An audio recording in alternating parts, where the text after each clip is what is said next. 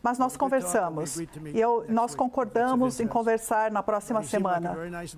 Ele parece um homem muito agradável e eu gosto dele. E ele gosta de mim. E eu gosto de fazer negócios com pessoas que eu gosto. Quando eu não gosto de uma pessoa, não gosto.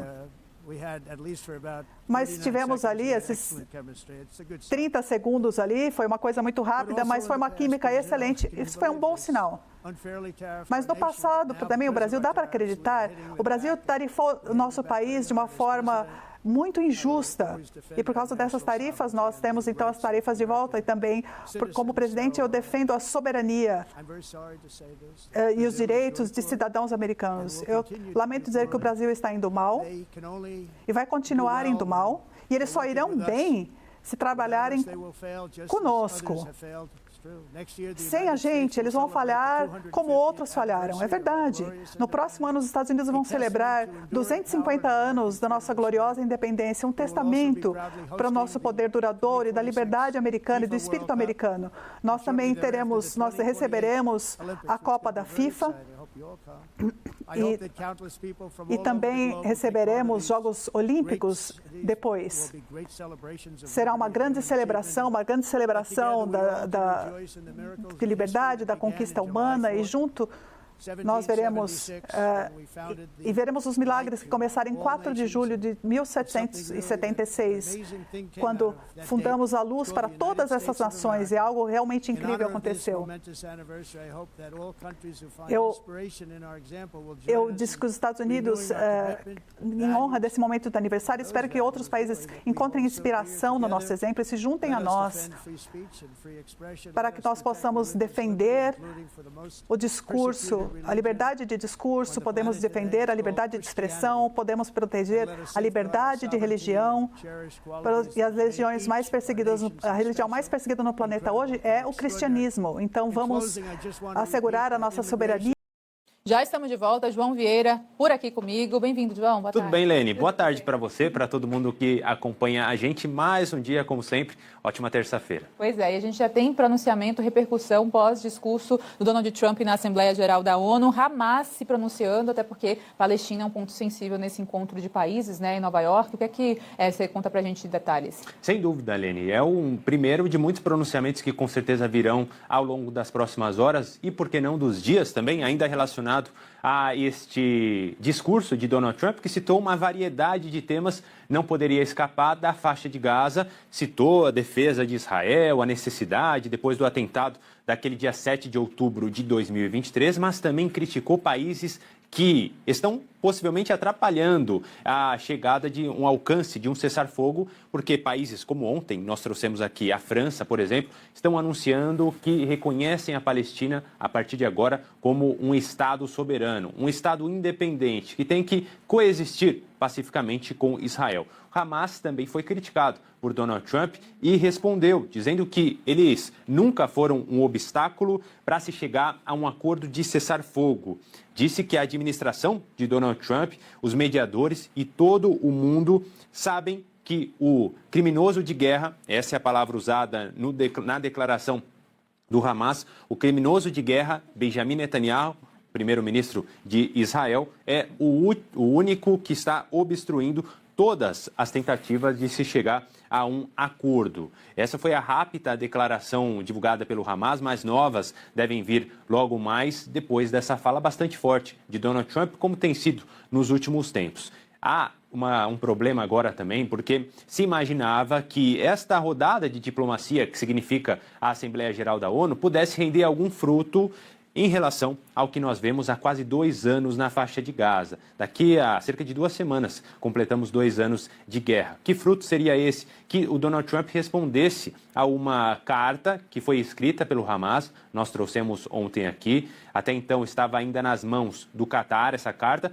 em que o Hamas dava ali uma devolutiva de uma proposta de cessar-fogo que o próprio Trump já tinha dado dias atrás. Hamas garante que concorda com uma trégua de 60 dias. Inclusive em libertar reféns, mas apenas metade dos reféns que estão sob os mandos e desmandos do grupo terrorista lá em Gaza. O Trump vem repetindo, hoje também repetiu, que ele não quer que se libere um, depois outro, ele quer que se libere todos os reféns de uma só vez, algo que o Hamas não concorda. De qualquer maneira, essa rodada de diplomacia poderia surtir algum efeito, achar um meio termo ali entre os dois lados. Com essa declaração de Trump, com essa declaração do Hamas, há, de certa maneira, um banho de água fria nesta possibilidade. Mesmo assim, nada ainda pode garantir que uma trégua não vai acontecer. Algumas, poucas, é verdade, insuficientes, é verdade, mas algumas já aconteceram. Foi um certo alívio temporário e se espera que elas possam ser renovadas o quanto antes, né, Eleni? Com certeza, João. E olha, a gente vai seguir aqui repercutindo esse assunto. Nós conversamos com o Elber Barral, que é ex-secretário de Comércio Exterior do Brasil. Seja muito bem-vindo. Obrigada por nos atender, Barral. Boa tarde, Lene. Prazer falar com vocês. Gostaria de te ouvir, primeiramente, sobre essa expectativa do encontro que pode acontecer ainda hoje, de acordo com apurações aqui da nossa reportagem, da nossa redação, entre Trump e Lula. Na sua expectativa, no seu conhecimento e experiência, é uma articulação possível de acontecer? Qual via diplomática e também de conversa o senhor acredita que poderá ser linha mestra aí do encontro? Lene, veja, pode acontecer sim, tanto Trump quanto Lula são adeptos de coisas imprevistas e estão acostumados a fazer reuniões de última hora. O tema da pauta, fundamentalmente, é começar uma negociação econômica que até agora não ocorreu. Quer dizer, não só entre os dois líderes, mas também as reuniões do Geraldo Alckmin, da diplomacia brasileira com as contrapartes americanas, até agora ficaram um pouco truncadas por conta do tema político. A ideia é desanuviar um pouco a negociação a partir de agora e concentrar em, de fato, quais seriam eventuais demandas americanas para fazerem uma negociação com o Brasil. Agora, secretário, se o senhor me permite chamá-lo assim, né? Sei que é ex-secretário de Comércio Exterior, mas pela educação aqui, me permita chamá-lo assim. Há, claro, ainda muito caminho até se iniciar uma negociação. Já foi um grande passo dado só o fato de o próprio presidente dos Estados Unidos anunciar a vontade de conversar. E anunciar em um local bastante importante também, e numa época bastante importante, a ONU e a Assembleia Geral da ONU. Agora, vamos colocar aqui, vamos ser otimistas, já que há um otimismo no mercado em relação a isso, vamos colocar que a negociação de fato se dará e avançará. Nós vimos em algumas negociações que aconteceram, desde que o Trump assumiu o poder, com a China, com a União Europeia, claro, cada um com sua particularidade, negociações até acontecendo em um período bastante rápido na comparação com o que o Brasil vem sofrendo.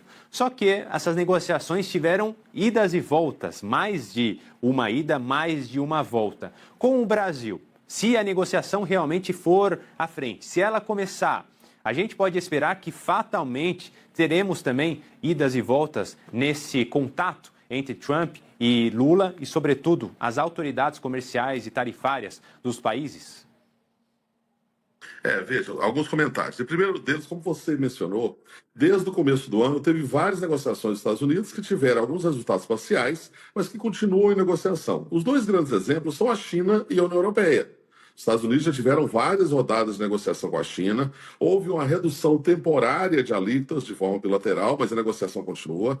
A mesma coisa com a União Europeia, chegou-se uma tarifa provisória de 15% contra a União Europeia, mas tem vários temas ainda sobre a mesa. A relação com o Brasil também é complexa. É uma relação que envolve temas que vão desde terras raras, questões de acesso ao mercado, questões de setores específicos, questões tributárias, que não são simples. Então, sendo muito otimista, como você mencionou, poderia-se chegar, seria, com a experiência dos outros países, ter uma redução temporária de tarifas até que se avancem negociações de temas mais complexos. Nós temos que lembrar também que o Brasil não é uma prioridade dentro da pauta comercial dos Estados Unidos. Nós temos lá negociações que os Estados Unidos estão levando agora, primeiro com a China, depois com a União Europeia, depois Canadá, México, Japão, Coreia, Índia, e aí talvez depois venha o Brasil. Nós temos que ter esse realismo também ao fazer a análise. E a gente segue observando que o Trump sempre bate na tecla de que agora ele está retomando tudo aquilo que os Estados Unidos já perdeu em termos de injustiças e desequilíbrios de relações bilaterais ou internacionais entre Estados Unidos e outros países, principalmente comercialmente falando, né? Como é que a gente olha para esse argumento dele e também para manobras, conversas e argumentos que o Brasil também pode usar? Porque a gente fala agora de um tarifaço que está fazendo muitas empresas numa sangria forte, Barral, e queria te ouvir, porque domesticamente a gente tem umas medidas de emergência que também é algo muito paliativo, visto toda a macroeconomia que vivemos e temos em termos de condições atualmente no cenário doméstico. Como é que a gente olha para uma possível solução de um lado, de um outro? Há caminho para isso, na sua opinião? Eu acho que tem três temas que nós temos que analisar. Primeiro, há pouco conhecimento sobre o Brasil em geral nos Estados Unidos e particularmente desse governo. Eu estive na missão da CNI, depois da missão da AmCham, lá em Washington, e é muito incrível como o Brasil se promove pouco e há pouco conhecimento sobre o Brasil. Esse é o primeiro ponto. Segundo ponto, parte desse conhecimento se refere a ignorar que os Estados Unidos, nos últimos 17 anos, têm tido um superávit muito alto com o Brasil. Há um comércio bilateral importante, há investimentos muito importantes nos Estados Unidos do Brasil e do Brasil nos Estados Unidos, mas principalmente há um superávit grande dos Estados Unidos que o governo americano às vezes parece até desconhecer isso. E terceiro, como você mencionou, tem alguns setores que são particularmente afetados. Falamos aí do caso de madeira, de móveis, de frutas. Algumas medidas do governo brasileiro têm tido um efeito paliativo. É o caso, por exemplo, da aquisição de alimentos pelos estados, municípios, isso tem ajudado. Mas, evidentemente, é um mercado muito importante, que tem, por exemplo, o maior consumo do café brasileiro. E isso, no médio prazo, pode trazer um dano para a balança comercial brasileira. Então, de novo, não acho que vai ser uma negociação fácil nem rápida, mas é uma negociação que precisa acontecer. Secretário, eu não quero ser ingênuo e imaginar que, como o próprio Donald Trump disse, que as coisas mudaram de figura só pelo fato de ele ter passado ali 20, 30, 40 segundos com o presidente Lula e visto, olha, ele é muito legal, vamos conversar. Eu não quero ser ingênuo dessa maneira porque nós sabemos que a política é muito mais complexa do que isso. Tem questão de popularidade, tem questão de inflação nos Estados Unidos. O senhor, por exemplo, citou o café, uma das coisas que tem sido alvo de reclamação por lá, pelo fato de ser taxado duramente pelos americanos e o Brasil, junto com o Vietnã, é o principal exportador desse produto. Na sua visão, é o café, qual outro elemento, né, quando falamos de produtos, podem ter servido ali de argumento, de justificativa para Trump realmente mudar essa rota na busca ali, né, na disputa com o Brasil? Bom, primeiro, sinceramente, ainda não houve uma mudança de rota, né? Houve um primeiro encontro. Esse encontro, eu acho que foi muito positivo, porque nunca tinham se encontrado. Essa é uma posição, uma questão. A outra questão é que o governo brasileiro, claro, tem interesse na negociação, mas não mostrou nenhum desespero para negociar. Então, isso foi bastante positivo, ao contrário de países como a Indonésia, como a Malásia, que acabaram fazendo muitas concessões unilateralmente. Então, e ao mesmo tempo, acho que o Trump começou a ver que uma parte da informação que ele tinha sobre o Brasil, principalmente quanto ao poder do executivo brasileiro de interferir nas decisões judiciais, não é verdade. Então, acho que isso foi uma mudança da percepção. A outra mudança, como você informou, é que o Brasil tem uma contribuição muito grande para a economia americana. Não só no café, na carne, nas frutas, nos alimentos, mas inclusive em muita matéria-prima para a indústria norte-americana. Vai desde o nióbio, que o Brasil é o único fornecedor, até a parte de magnésio e outros metais relevantes para a indústria americana, até o ferro, que é aproveitado como matéria-prima para a indústria siderúrgica norte-americana. Então, tudo isso, até essa mudança de percepção, deriva também, principalmente nos Estados Unidos, de pressões dos lobbies industriais locais. E muitos desses lobbies estão sendo afetados negativamente pela restrição do comércio com o Brasil. Agora, secretário, o senhor já foi árbitro no Tribunal Permanente de Revisão do Mercosul, também, né, na solução de controvérsias da OMC. Do ponto de vista estratégico, num tipo de conversa como essa, o que falta para o Brasil ou o que precisa ser visto? Porque a gente viu uma reunião ali do BRICS, onde muitas bandeiras foram levantadas, principalmente sobre a desdolarização, muitas coisas que foram totalmente batendo de frente com os Estados Unidos, com o ideal americano também. Como é que a gente olha para isso em termos de não só país, mas em um país que pertence a blocos, um país que pertence a esse ambiente de negociação exterior? Então, vamos lá. Primeiro, a gente tem que lembrar que, claro, todos os países têm seus interesses. Mais do que amigos, os países têm seus interesses. E o Brasil é uma potência média. O Brasil é um país que tem sua opinião sobre o Oriente Médio, tem sua opinião sobre a integração europeia, tem opinião sobre questões de integração internacional, sobre questões de energia. Tem muitos temas no mundo que interessam ao Brasil e nós não temos que estar alinhados automaticamente com os Estados Unidos. são parceiros importantes durante 200 anos, são parceiros com quem o Brasil tem um alinhamento no que se refere a valores ocidentais, valores democráticos, mas, ao mesmo tempo, há interesses divergentes. E isso é natural em qualquer país do mundo. A posição do governo brasileiro, ao não ter retaliado, inclusive, desde o início, foi uma posição bastante coerente e bastante ponderada. E, ao lado disso, eu acho que a posição do governo brasileiro não ter buscado uma negociação de forma desesperada também aumentou a respeitabilidade junto ao governo Trump para que se haja uma negociação limitada ao que são aqueles pontos de interesse de Brasil e Estados Unidos. E esse é o natural. Um ponto, se o senhor me permite voltar à questão de negociação entre Brasil e Estados Unidos, nós temos visto, né, que nestes primeiros meses de Donald Trump, mas também no primeiro mandato dele, os primeiros meses do segundo mandato, né, obviamente, o Trump tem colocado ali na mesa não necessariamente apenas questões tarifárias, né? Eu abaixo a tarifa aí, que eu abaixo aqui, mas também a exportação, por exemplo, de terras raras. Temos falado muito nisso quando o assunto é China, que junto com o Brasil lidera, né, de certa maneira, essa propriedade, vamos colocar assim. Nesta negociação Brasil e Estados Unidos, se ela realmente acontecer, se houver essa mudança de rota, aí sim, né, secretário, houve uma mudança de percepção, o senhor disse muito bem. As terras raras estarão nesta negociação fatalmente ou te parece que aí é um caminho ainda a se pensar? Vamos lembrar o seguinte, quando o governo americano, desde o início do governo Trump, tem colocado muito tema não comercial sobre a mesa.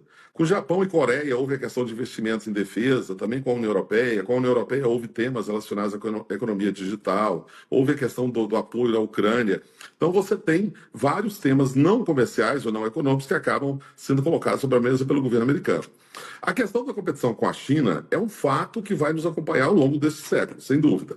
E aí, claro, o governo americano tem preocupação com questões de desdolarização, por exemplo, com questões de utilização a sistemas alternativos de pagamento, tem preocupação com as questões de acesso a terras raras, acesso à logística na América do Sul, onde os chineses são cada vez mais ativos e mais presentes. De novo, o papel do governo brasileiro é defender os interesses do Brasil. E nessa defesa dos interesses do Brasil está, inclusive, a possibilidade de cooperação nessa área. O Brasil tem muita reserva não explorada de minerais críticos, terras raras e até de urânio, que o Brasil explora muito pouco. E que poderia, sim, haver possibilidade de cooperação com os Estados Unidos e não só com os Estados Unidos. Aí nós temos uma limitação que a Constituição brasileira é muito aberta. Qualquer um pode investir no Brasil. E o que acho que esse é um sinal que tem que ser passado para os Estados Unidos, que não há nenhuma restrição a investimento americano nessa área no Brasil. E a possibilidade de cooperação entre o Ministério de Minas e Energia e o Ministério de Energia americano é algo que já aconteceu no passado e que deveria ser retomado nessa área. Agora, a gente nunca viu economia, política, judicialização de forma tão junta, né? E tudo isso não dá uma boa receita, a gente tem visto na prática o que tem acontecido. Como desanuviar esse tipo de situação, de conversa, porque a politização da justiça ou a judicialização da política também está contaminando a pauta econômica, secretário. Qual a sua opinião a respeito disso? Como separar o joio do trigo? Como seguir numa linha de negociação sem essas tendências aí de conversas que podem atrapalhar, como estão atrapalhando?